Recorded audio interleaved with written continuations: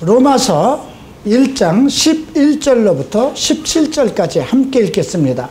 내가 너희 보기를 심히 원하는 것은 무슨 신령한 은사를 너희에게 나누어 주어 너희를 견고케 하려 함이니 이는 곧 내가 너희 가운데서 너희와 나의 믿음을 인하여 피차 안위함을 얻으려 함이라. 형제들아, 내가 여러 번 너희에게 가고자 한 것을 너희가 모르기를 원치 아니하노니 이는 너희 중에서도 다른 이방 중에서와 같이 열매를 맺게 하려 함이로되 지금까지 길이 막혔도다. 헬라인이나 야만인이나 지혜 있는 자나 어리석은 자나 다 내가 빚진 자라. 그러므로 나는 할 수 있는 대로 로마에 있는 너희에게 복음 전하기를 원하노라. 내가 복음을 부끄러워하지 아니하노니 이 복음은 모든 믿는 자에게 구원을 주시는 하나님의 능력됨이라. 첫째는 헬라인에게요, 또한 헬라인에게로다. 복음에는 하나님의 의가 나타나서 믿음으로 믿음에 이르게 하나니 기록된 바 오직 의는 믿음으로 말미암아 살리라 함과 같으니라. 아멘. 자, 로마서 1장은 매우 우리에게 중요한 그러한 메시지를 전달하고 있습니다. 로마서 1장은 로마서 전체의 서론이기도 합니다. 여러분들이 이제 한 15, 16주에 걸쳐서 이 로마서를 함께 공부하겠는데요. 로마서는 매우 어려운 부분이기도 합니다. 그래서 많은 신학자들이 이 로마서를 가장 중요한 하나의 교리서로 보고 있습니다. 로마서는 크게 이제 4단락으로 나누어져 있는데요. 1장부터 8장까지는 의의 문제를 다루고 있습니다. 의라는 것은 무엇일까요? 왜 바울은 로마서에서 의를 중요하게 다루고 있을까요? 의는 하나님과 올바른 관계를 얘기합니다. 하나님과의 올바른 관계를 가져야만 사람들과의 의로운 삶을 살 수가 있습니다. 우리가 성도로서 의로운 삶을 산다는 것은 하나님과의 올바른 관계를 갖고 성도들과 주변 사람들과 올바른 관계를 갖는 것입니다. 그래서 바울은 1장부터 8장까지 의의 문제를 다루고 있습니다. 또 9장부터 11장까지는 선민, 즉 이스라엘 민족에 대해서 다루고 있습니다. 바울은 늘 자기가 또 자기 민족이 하나님에게 택함을 받은 위대한 민족임을 자부하고 있습니다. 그 위대한 민족이 정말 예수 그리스도께서 이 땅의 모든 사람들을 구원하기 위해서 오셨는데 예수 그리스도를 영접하지 않았다는 것입니다. 이미 성경을 통해서 예언이 되어 있고 예수께서 자기 때에 오셨음에도 불구하고 택한 백성이 하나님의 아들 예수 그리스도를 영접지 않았습니다. 그걸로 인해서 복음이 이방에게 미치기 시작한 것입니다. 그것은 우리에게 큰 은혜이기도 합니다. 그러나 바울은 하나님의 속성을 언급하면서 하나님은 자기 백성을 버리지 않는 것을 9장부터 11장을 통해서 분명히 해뒀습니다. 여러분들도 마찬가지입니다. 우리도 예수 그리스도로 말미암아 우리의 믿음으로 말미암아 우리도 하나님의 자녀가 되었고 아브라함의 자녀가 되었습니다.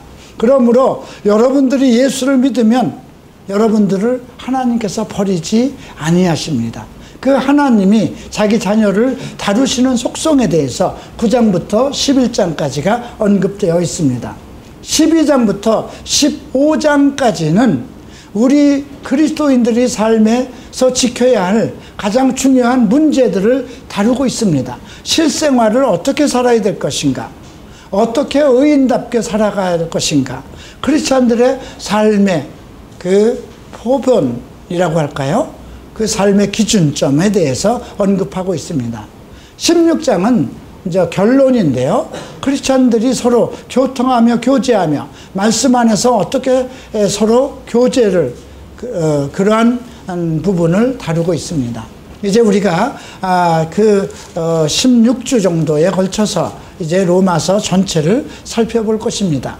로마서 1장은 그 중에 매우 중요한 부분입니다. 서론에 해당되기도 합니다. 그래서 다음 주에 우리가 로마서 1장 17절부터 32절까지를 또 다시 살펴보게 됩니다. 자, 로마서 1장 우리가 1절부터 17절까지의 핵심은 우리가 17절을 함께 읽음으로 살펴보도록 하겠습니다. 복음에는 하나님의 의가 나타나서 믿음으로 믿음에 이르게 하나니 기록된 바 오직 의인은 믿음으로 말미암아 살리라 함과 같으니라. 오직 의인은 믿음으로 살리라. 우리가 믿음이라는 말은 알고 있습니다. 우리가 예수를 믿었기 때문에 그렇습니다. 우리가 예수를 믿었다는 것은 하나님께서 우리를, 예수께서 성령을 통해서 우리를 미리 부르시고 선택하셨다는 것입니다. 예수님은 아버지께서 부르지 아니하시면 아무도 내게 올 자가 없다고 하였습니다. 그래서 우리는 미리 아신 자들입니다. 우리는 하나님께서 미리 아신 자들입니다. 그리고 우리가 하나님을 발견하지 않았을 때, 하나님을 알지도 못했을 때 하나님께서는 예수 그리스도를 십자가에 내어주심으로 그의 사랑을 확증하셨습니다. 그러나 중요한 것은 내가 하나님의 인도하심을 따라서 예수 그리스도를 나의 구세주로 영접하였다는 것입니다. 우리가 예수를 영접할 때에는 먼저 고백이 필요합니다. 어떠한 고백이 필요할까요? 내가 죄인됨을 인정하는 것입니다. 우리는 모두가 죄인으로 출발했습니다. 그리고 지금 예수 그리스도의 은혜로 말미암아 의인으로 출발하고 있습니다.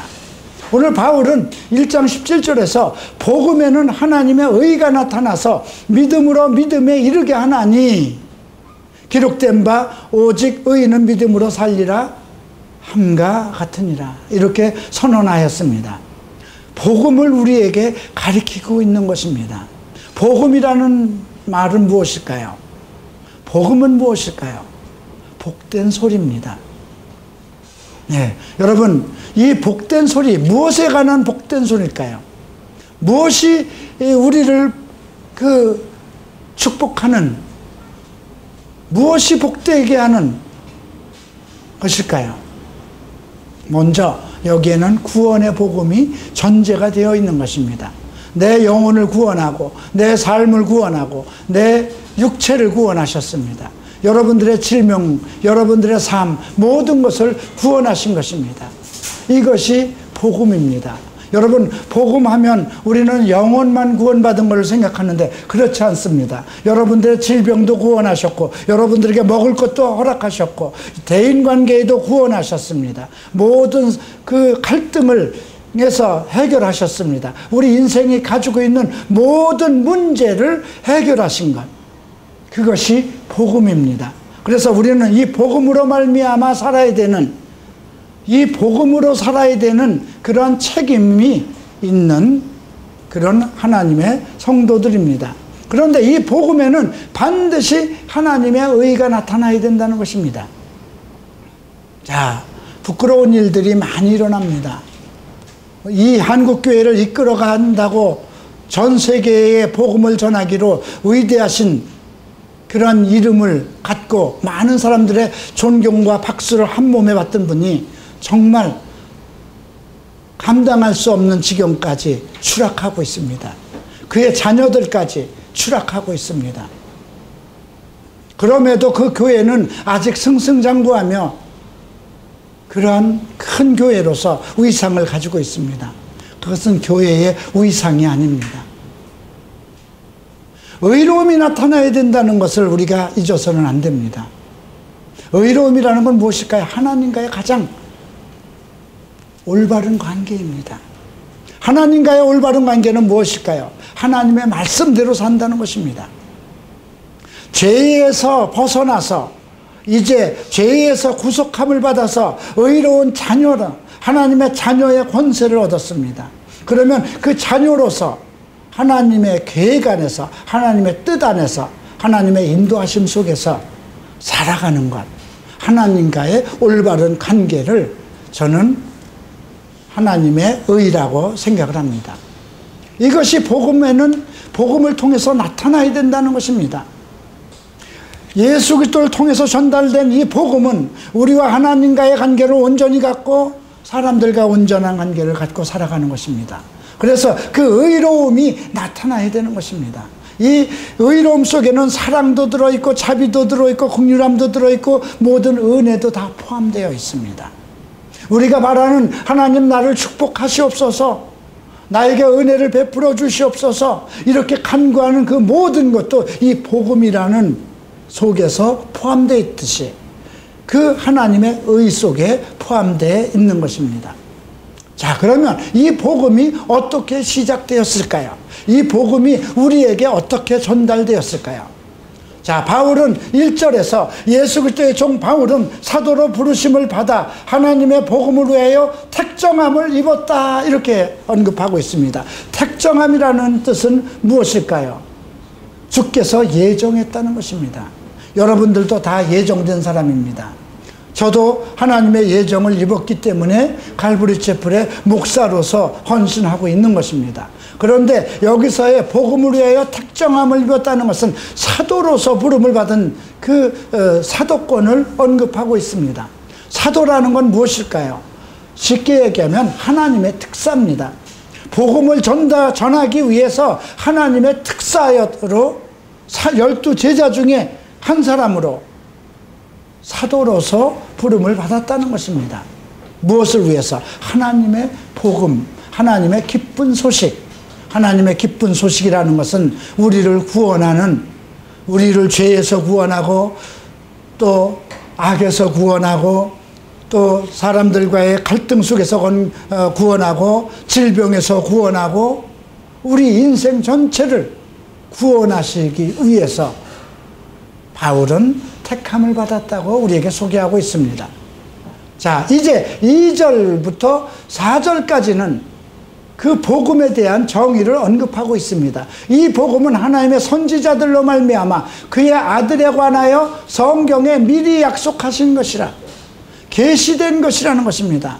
선지자를 통해서 이미 성경에 계시되었는데 누구에 대해서? 그 아들 예수 그리스도에 대한 것이라는 겁니다. 그래서 복음의 핵심은 무엇일까요? 예수 그리스도입니다. 예수 그리스도가 없으면 복음이 있을 수가 없는 것입니다. 만약에 그러면 이단 쪽에서 그리스도가 육체로 오신 것을 부인하는 그러한 교회에서 복음이라고 선포되는 것은 복음이 아니라는 것입니다. 이 복음의 핵심은 예수 그리스도고 이것은 계시를 통해서 선지자를 통해서 우리에게 전달된 것입니다. 그러면 어떻게 해서 그분이 이 땅에 오셨을까요? 복음의 주체이신 예수 그리스도께서 어떻게 오셨을까요? 3절에서 아들로 말하면 육신으로는 다윗의 혈통으로 나셨고, 다윗의 혈통이라는 것입니다. 왜 그랬을까요? 하나님께서 성경을 통해서 사람의 아들로 오시기로, 다윗의 씨 중에서 오시기로 하나님께서 정하셨고 하나님께서 그렇게 하셨기 때문에 이미 선지자들을 통해서 예언되었고 그 말씀을 따라서 다윗의 혈통으로 오셨다는 것입니다. 그가 혈통으로를 가지고 올 수밖에 없었던 건 무엇일까요? 사람으로 와야 되기 때문에 그렇습니다. 사람을 구원하기 위해서는, 여러분, 우리가 인간의 죄 지은 것을 짐승이 대신할 수 있겠습니까? 율법 시대에는 짐승으로 제사를 지냈습니다. 그런데 영원히 인간의 죄를 없애지 못하기 때문에 매년 피해 제사를 지냈던 것입니다. 사람의 죄는 죄 없는 사람만이 감당할 수 있는 것이기 때문에 예수 그리스도께서 오셔서 단번에 십자가를 통해서 피해 구속을 하셨던 것입니다. 그래서 복음 속에는 반드시 예수 그리스도께서 육체로 오신 것이 선행된 것을 우리가 이해를 해야만 됩니다. 두 번째는 성결의 영으로는 죽은 자 가운데서 부활하여 능력으로 하나님의 아들로 인정되셨으니 곧 우리 주 예수 그리스도라. 여기서 성결의 영이라는 성령을 뜻하는 것이 아닙니다. 거룩한 영을 얘기합니다. 우리에게 허락하신 거룩한 영도 포함되어 있습니다. 그래서 우리도 성도라는 그러한 위대한 칭호를 받을 수 있는 것입니다. 그래서 거룩한 영으로는 죽은 자 가운데서 부활하셔서 능력으로 하나님의 아들로 인정되었습니다. 우리가 예수를 믿음으로 하나님의 아들로 인정한 것도 이 때문입니다. 이분은 부활을 통해서 능력으로 하나님의 아들이 된 것을 인정되신 분입니다. 그래서 우리가 예수를 믿어서 우리도 이제 부활의 날에, 그리스도의 날에 우리도 부활의 영체로 그리스도를 맞게 되는 것입니다. 자, 그래서 바울은 복음의 핵심 주체를 이제 예수 그리스도로 언급하는데, 그 예수 그리스도께서는 육체로 오셨고 또 성결의 영으로 부활하신 분이라고 증거하고 있습니다. 그래서 이것이 우리의 복음의 주체 되신 예수 그리스도이고, 그분이 만약에 육체로 오시지 않았고 만약에 그분이 죽음에서 부활하지 아니하였다면 우리에게 복음은 의미가 없는 것이고, 그 중요한 예수 그리스도의 역사가, 사역이, 그리스도의 은혜가 빠진다면 그것은 복음이 아닌 것입니다. 자, 이제 5절부터 봅니다. 그로 말미암아 우리가 은혜와 사도의 직분을 받아 그 이름을 위하여 모든 이방 중에 믿어 순종케 한나니 너희도 그들 중에 있어 예수 그리스도의 것으로 부름을 입은 자들이다. 로마 교회에 있는 사람들을 가리켜서 이렇게 언급하고 있습니다. 우리가 은혜로서 또 사도의 직분을 받아서 너희에게 그 그리스도의 복음을 전하는 것인데, 너희도 그들 중에 있어 우리 예수 그리스도의 것으로 부름을 입었다는 것입니다. 우리 또한 그래서 오늘 이 메시지를 통해서 복음을 들을 수가 있는 것입니다. 자, 이제 또 7절에서 이렇게 언급하고 있죠. 로마에 있어 하나님의 사랑하심을 입고 성도로 부르심을 입은 모든 자들에게 하나님 우리 아버지와 주 예수 그리스도를 쫓아 은혜와 평강이 있기를 원하노라. 이 축복은 우리에게도 해당되는 것입니다. 왜? 우리는 하나님의 사랑을 입은 자들이고 또 우리 예수 그리스도를 쫓아서 은혜와 평강을 받은 자들이기 때문에 그렇습니다. 우리는 성도들입니다. 이 성도라는 그 단어가, 세인트라는 단어를 가톨릭에서는 성자에게만 사용하려고 합니다. 그러나 우리는 예수 그리스도 안에 있는 사람들은 모든 사람들이 다 성도들입니다. 하나님의 거룩하심을 입은 자들이고 또 택정함을 받은 사람들입니다. 자, 이제 그러면 바울이 왜 이 편지를 로마 교회에 쓰는 것인가, 그 부분을 우리가 살펴봐야 되겠습니다.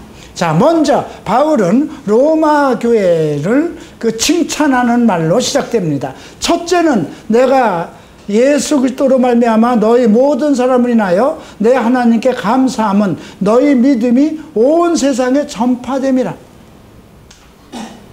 로마 교회가 그들의 믿음이 온 세상에 전파되기 시작했습니다.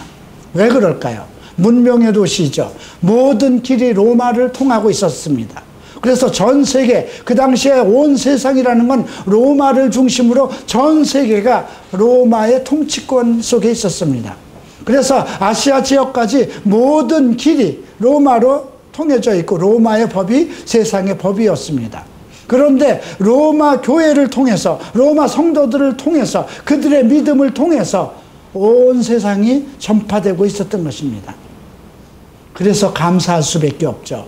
정말 아마 바울은 하나님께 정말 감사의 기도를 하고 있는 것입니다. 자기가 하지도 않았는데, 내가 직접 가서 교회를 세운 것도 아닌데 로마 교회를 통해서 복음이 온 세상으로 믿음이 온전하게 전파되고 그들의 그 믿음이 온 세상으로 전파되고 있기 때문에 그렇습니다. 그런데 흥미로운 것은 8절에서 너희의 믿음이라고 언급을 했어도 그들을 통해서 복음이 전파되고 있다는 말을 하지 않고 있습니다.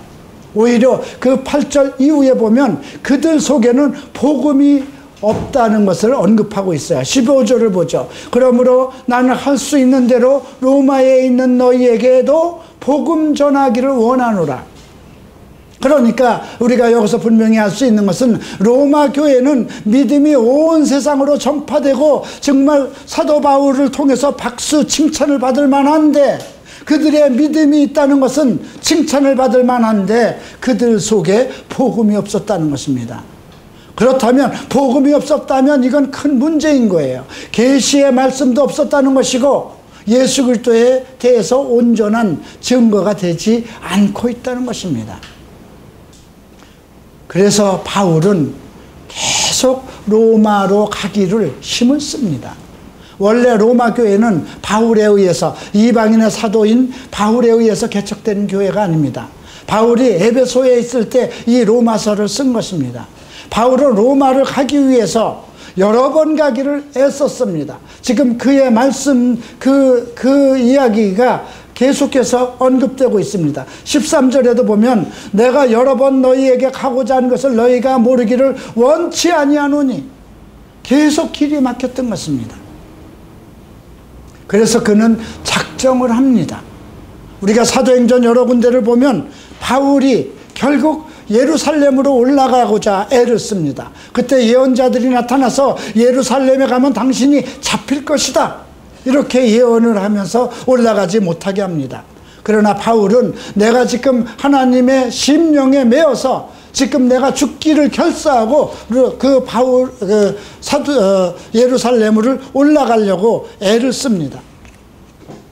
그래서 결국 거기 가서 복음을 증거하다 결국 잡히고 옥에 갇히게 되죠. 그때 주님께서 그를 깨웁니다.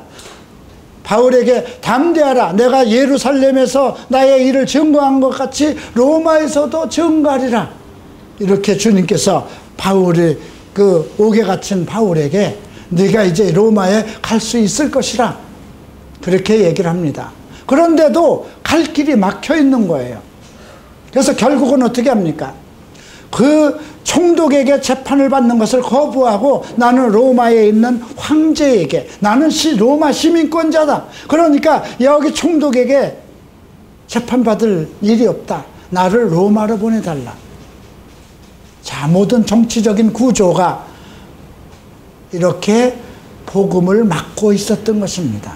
그래서 바울은 자기 목숨을 마지막으로 내려놓고 죽기를 결사하고 로마로 올라가야 했던 것입니다.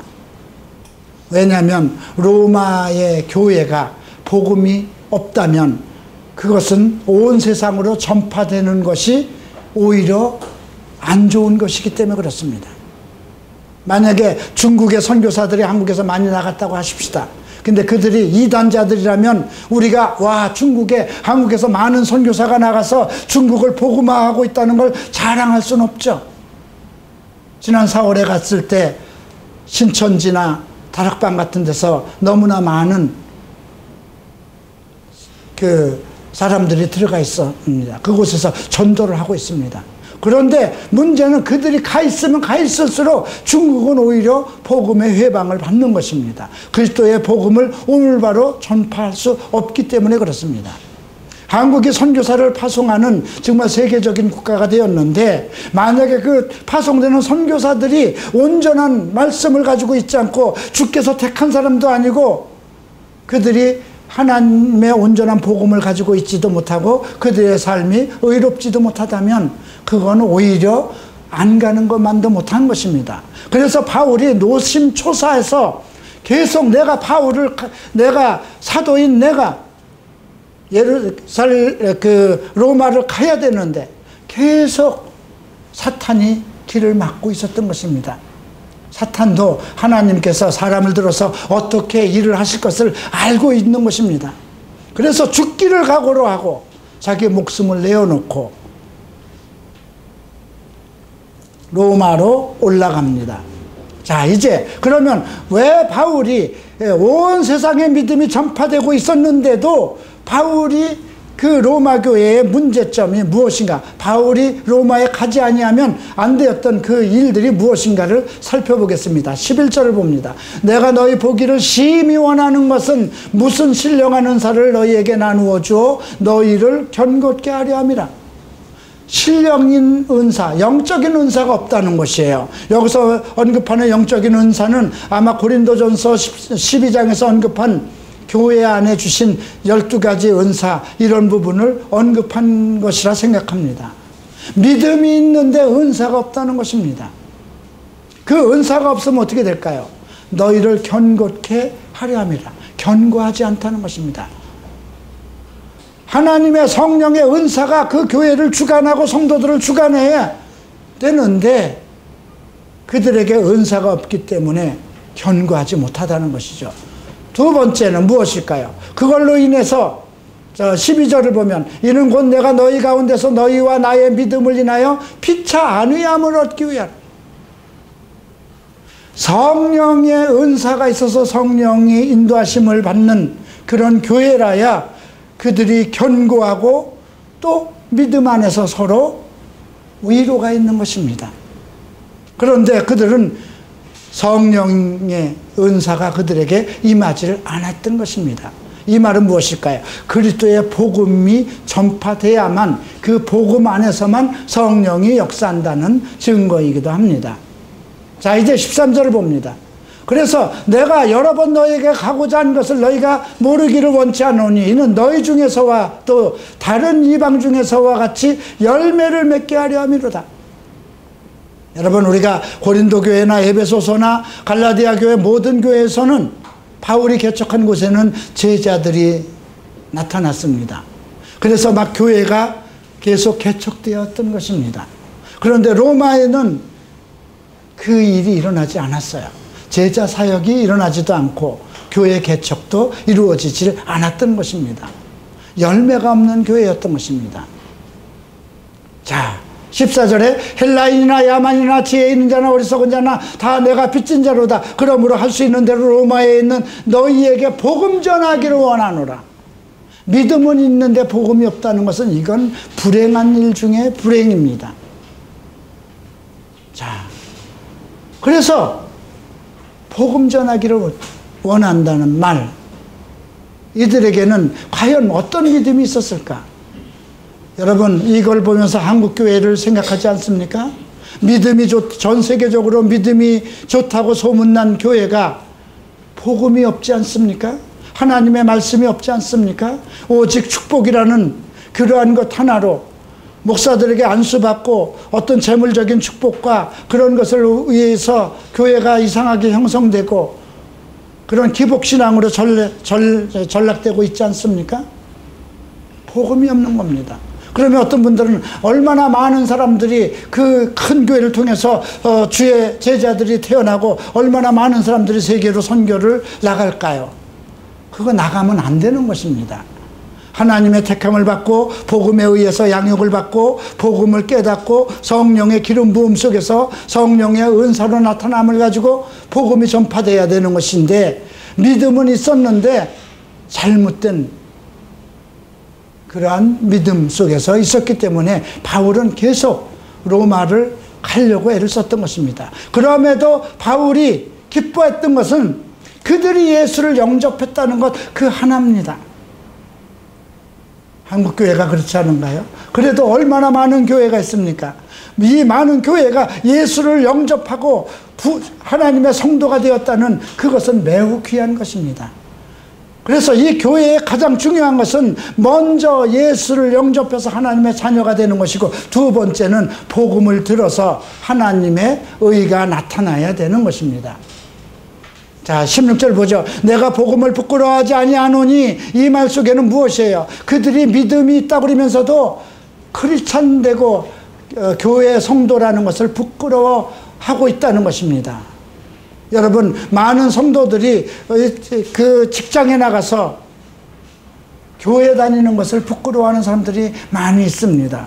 그래서 이력서에는 크리스찬이라고 썼는데 직장의 회식 같은 데는 가서 술도 먹고 담배도 피고 같이 어울립니다. 이런 것을 우리가 생각하면 우리는 지금 어떤가? 어디든지에 가서 나는 그리스도인입니다. 나는 크리스찬입니다. 하나님의 자녀입니다. 하나님의 성도입니다. 나는 갈보리 채플의 성도입니다. 이것을 떳떳이 얘기할 수 있어야 되는데 그들은 그러질 못하고 있었던 것입니다.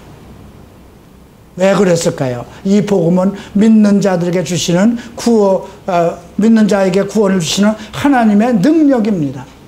그들의 질병을 치유하시고 그들의 어떤 죄를에서 구원하시고 또 하나님의 진노로부터 구원하시는 그 복음 속에 그 능력이 그들에게는 없었던 것입니다. 복음 그 자체가 없었기 때문입니다. 이제 바울은 17절에서 하나님의 의가 나타나서 믿음에 이르게 하나니 오직 의인은 믿음으로 말미암아 살리라 이렇게 선언합니다. 복음에는 하나님의 의가 나타나야 됩니다. 여러분들의 의로운 삶이 나타나지 않으면 여러분들은 지금 로마 사람들과 똑같이 하나님의 은혜와 하나님의 평강을 받았음에도 불구하고 하나님의 능력이 구원의 능력이 나타나지 않고 있는 것입니다. 그러기 위해서 우리가 해야 될 것은 성경에 기록하신 모든 말씀을 통해서 복음의 실체를 만나야 되는 것입니다. 로고스를 만나야 되는 것입니다. 하나님의 말씀과 온전한 교통을 가져야 되는 것입니다. 복음에는 하나님의 의가 나타난다는 말, 여러분들이 아직 그 의에 이르지 못했다면 하나님과의 온전한 소통, 하나님의 말씀에 대한 온전한 이해가 없다는 것입니다. 여러분들 삶에 복음의 의가 나타나서 정말 하나님의 큰 축복이 여러분들 삶을 통해서 나타나고 열매를 맺는 그런 성도가 되시기를 주의 이름으로 축원합니다. 기도하시겠습니다. 일어나시기 바랍니다. 존귀하신